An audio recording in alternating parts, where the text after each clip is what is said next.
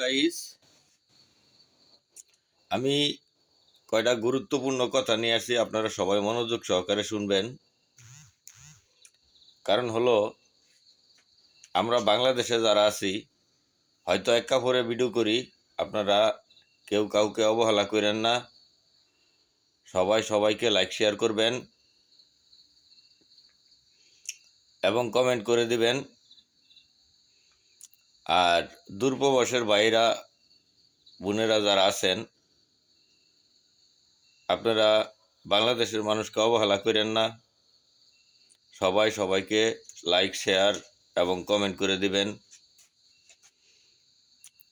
কারণ হলো, যে শীত, এই শীতের মধ্যে হয়তো মানুষ দ্বিতীয় কোনো কাপড় পরতে পারে না, আর্থিক অবস্থা ভালো না, হয়তো আমরা দিনের বেলা ভিডিও করতে পারি না, এক জায়গায় বসে ভিডিও করি।